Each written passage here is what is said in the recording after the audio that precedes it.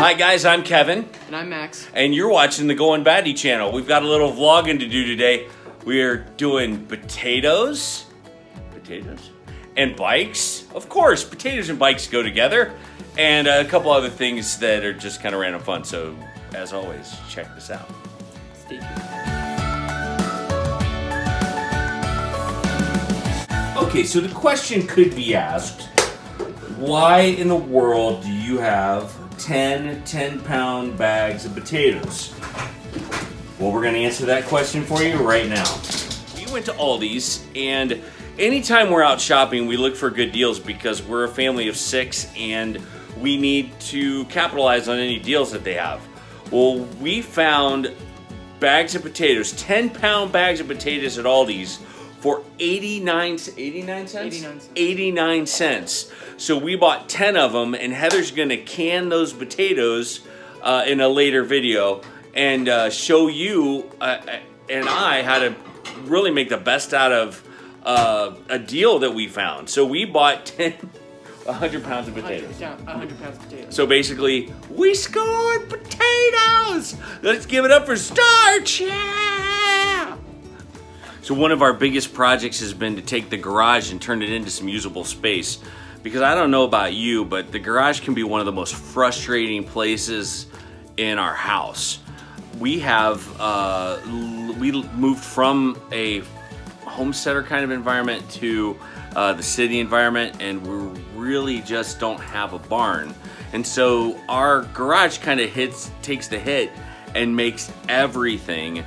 It makes kind of a storage mess, basically, is what it is. Behind me is a freezer that Tiny House Prepper gave us, actually, which is funny to remember that. And then we've got a freezer that's here. But the biggest mess and the hardest thing to organize sometimes are the bikes. So this is our garage, and as you can see, the bikes have taken over. There's no good place to walk. There's no aisle, and they're just right in the middle of the floor. So we're gonna take these out, and we're gonna hang them somewhere that I think, at least for the winter time, will be a good spot for us to get them up off the ground and get them out of the garage so this can become a more usable space.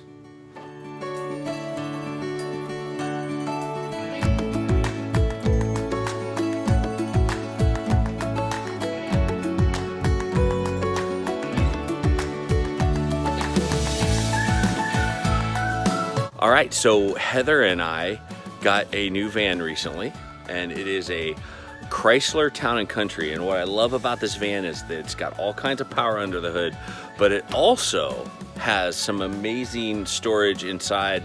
It also has a killer sound system, plus it has all these little like pockets, and you can fold the seats down into the floor of it. It's really awesome. So we're gonna show you some of that, but it's used, so we have to clean it up a little bit. It's been loved by a family.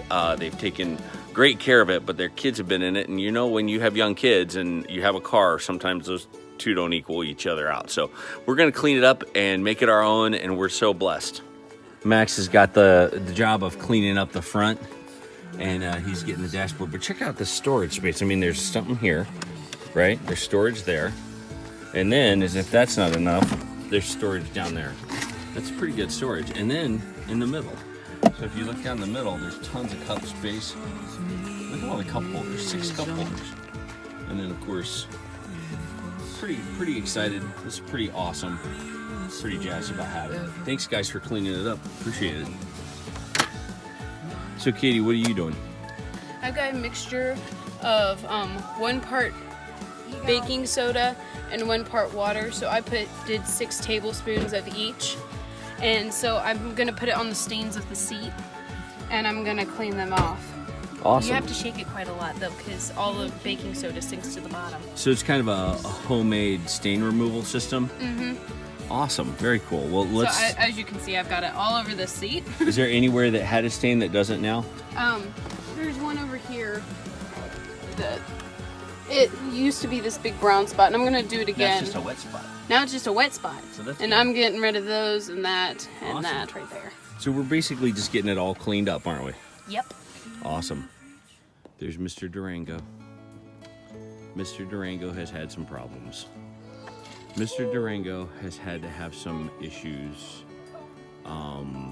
and we're working those out slowly, but it's drivable, but it is not long. You can't take it on long trips, so we're gonna just hang on to that, and we'll see what we can do to make it right.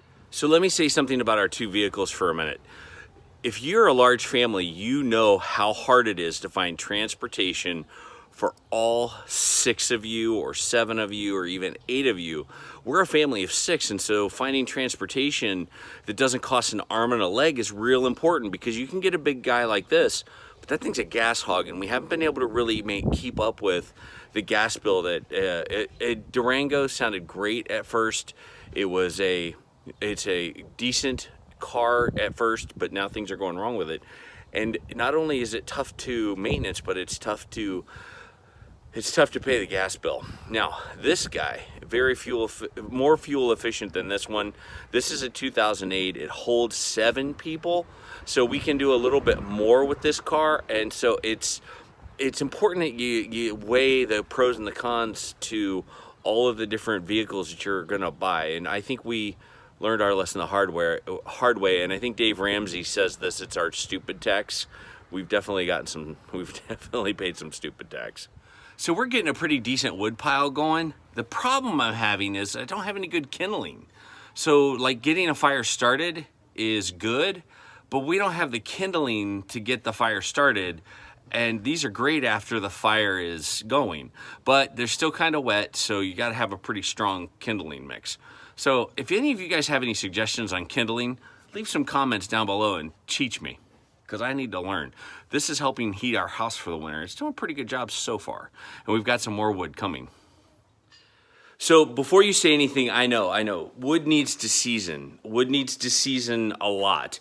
And the longer it sits around and dries out, the better it's gonna burn. We didn't have that luxury this time. And if I thought about it, we'd have some seasoned wood seasoning right now. We have a friend that's gonna give us some wood, and that wood we could probably put in storage. But I think being prepared for winter as homesteaders, man, I think we're still learning that. I don't think we're nearly prepared like we used to be. I'm actually standing in our basement, and if you look around, you can tell it's a good basement, but it's about as cluttered and messed up as any of our other stuff. So this is a closet that we don't use very much. It's in our basement, and it's just kind of extra and random and trashed. We're gonna turn this into a usable space with those bikes. So the busier life gets, the more out of control your storage can get. So we've been running like crazy people, and quite frankly, we haven't really utilized our storage the best. So we're gonna take some of the storage areas that we have in this basement and use them to store our bikes in for the winter, just so they're out and out of the way. We have a closet that we have tried to use for storage, but things just get thrown in there and they get forgotten about, they get left on the floor, and it just creates an issue for us because all the stuff that gets left on the floor kind of gets ruined, because can be a damp basement, and there is water that leaks in here sometimes. So what we're gonna do is we're gonna get the bikes up off the ground, and we're gonna use some of this storage space, and hopefully it'll all work really well. The closet that we're moving into doesn't have a light, so as we go through and show you what we're doing, we're gonna have to kind of show you in the dark. So as you can tell, one of the biggest problems in this closet is there are no lights. And so Two Family Homestead turned us on to something, and we got more of them, and we're gonna use these in this closet so that we can see some things around. So we're gonna hang these real quick. Oh, those have magnets on them. Now the tough part is these are all cement walls, so we've got to actually find something wood to hang those lights to, and I think I've got just the trick. This is how easy this thing is. This is from the dollar store, and watch, instant light. And I've taken the liberty of temporarily adhering that with duct tape. Yes, ladies and gentlemen, no screws, no bells and whistles, just duct tape. The permanent one is going to have some screws through it, so we'll show you that in just a second. Duct tape. That's a special noise. All right, so my goal, should I choose to accept it, is to get bikes hung off the rafters in this tiny closet. So we're gonna give that a whirl, but first we gotta drill some holes on a stool. So what we do is we have these giant hooks and we wanna match them with a drill bit that's just under the size of the screw, screw part of this hook, because that way it'll catch the wood and it'll go into the wood simpler. So we're gonna start with this guy right here, and then we might have to move up to this guy if the hole's not big enough. Okay, so what we don't want to do is we don't want to drill into this power line, and we don't want to drill too much right or too much left. We want to try to be as dead center in this thing as we can and go straight up, because that's how the thing is gonna, that's how the hook is gonna hang. We're gonna put one on this side and one on this side, 2 bikes per beam. So we're gonna start here, I think, and we're gonna work our way back. And we might not hang off of these, but we're definitely gonna see what we can do. That's probably not the best idea to hang stuff off of this, because it's an intake for the heating stuff. So at least we can get 2 bikes here.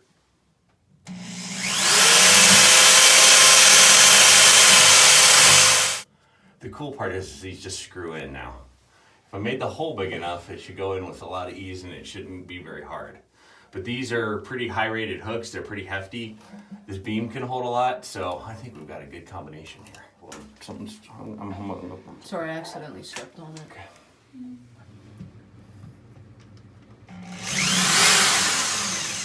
That's not what you want.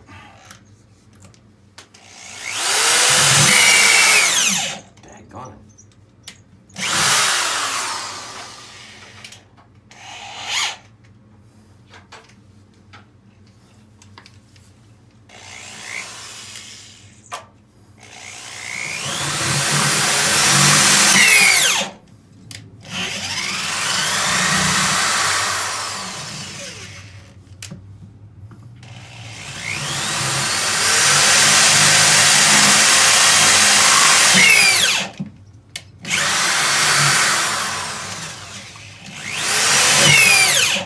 Binding up like that, I don't understand. It's really weird.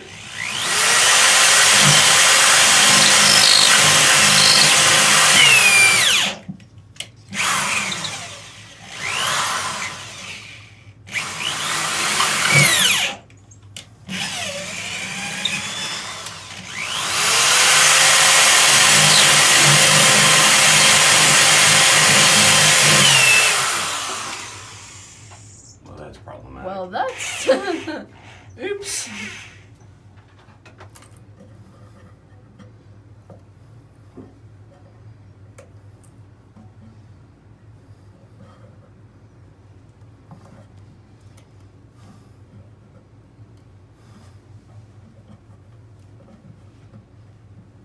These things are really strong. So we're going to test the first 2 bikes on these hooks and see how they work.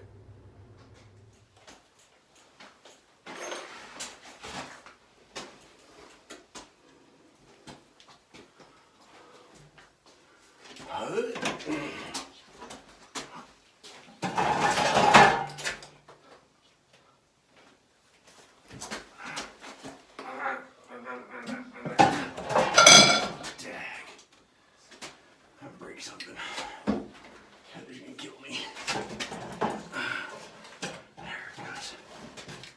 There it goes. A little bit of muscle and I got right up there.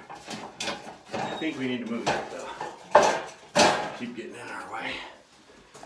Okay. 1 bike. Let's see if we can do 2.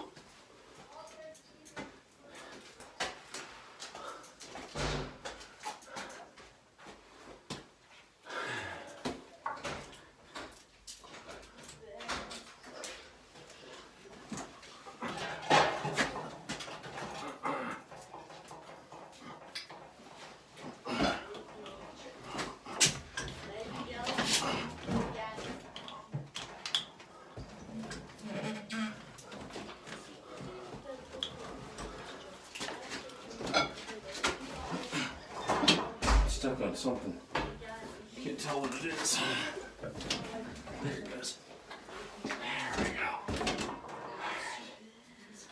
Right. 2 bikes. Now let me tell you something. You really got to have some muscle to get those up on those hooks. It's not easy to do with one person, but I bet two of us will be able to get those down with no problem.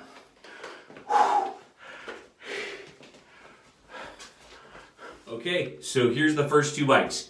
Here's why I'm excited about this. We will not use these during the winter at all. We will not use them.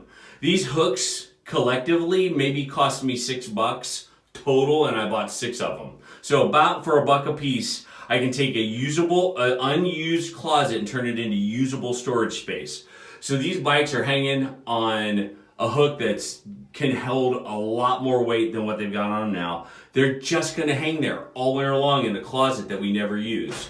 So I'm very excited about us being able to take this space and making it productive, because we have entirely too much stuff around our house that's just not working. So let's do the other two.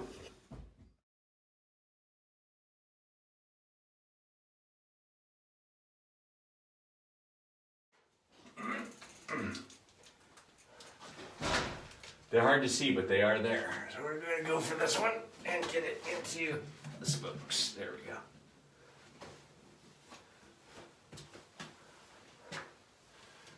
They do.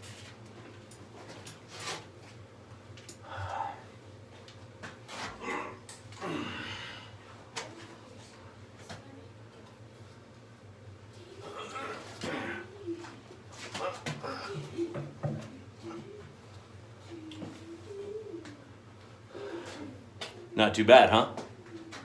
All right, so here's what we got. How about that, huh?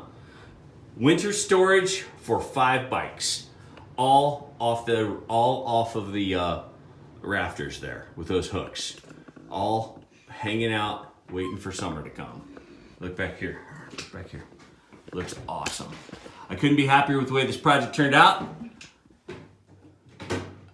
If you guys have anything to add, we want to hear it. Put them down in the comments below. I got it. So what we're doing is we're putting a place where we can store stuff without worrying about it getting wet. You got it? This. Yes. Now push yours further away. This way? Yep. Yep. Katie, over that way. Go to that wall.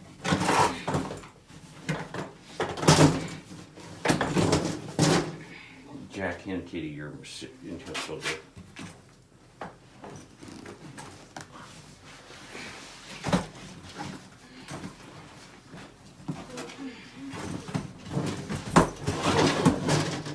Perfect. All right. I'm caught. Sorry. That's as far back as it goes. Effectively, what we've done is we're using this negative space up. Man, I'm so proud of that. I'm so excited we did I think we did a pretty good job on that, guys. All right, on to the next thing. So chores continue, even though we got that accomplished. We're gonna get some other things done now too, and they're kind of Christmassy.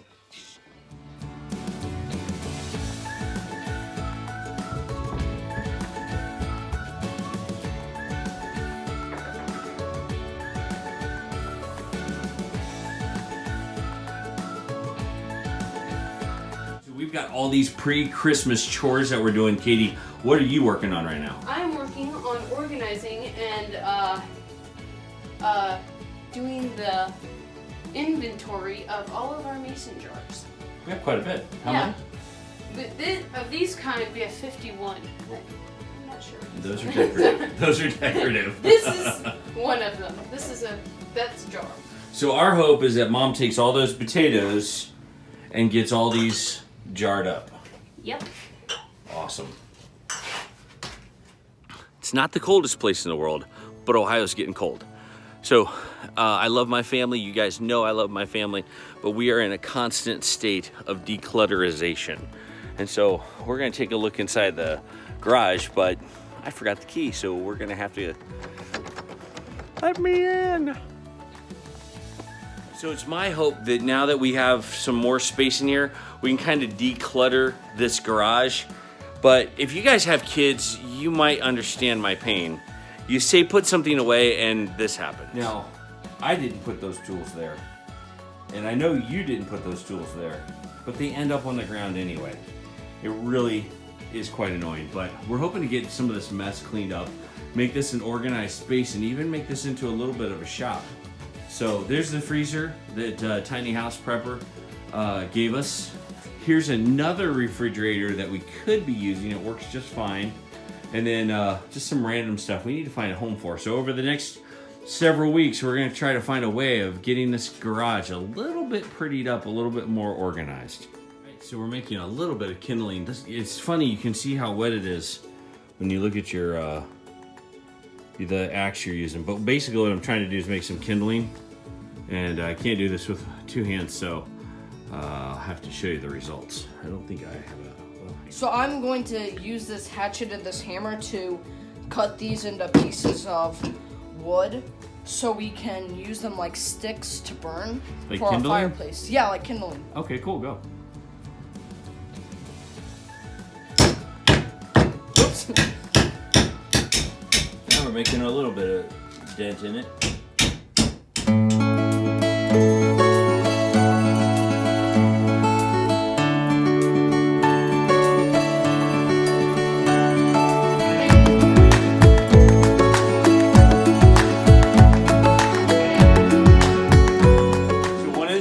One of the things I'm teaching my boys is how to hold a hammer. Have you ever seen someone that's new at hammering things? You can always tell they're hammering it like this. Look, they're hammering it like that. There's no leverage there. You got to come to the end. You got to hold it like that, and then you got to hold it. You can't hold a hammer like that. That won't do it. You got to hold a hammer like that. Cool. And that's our piece of wood.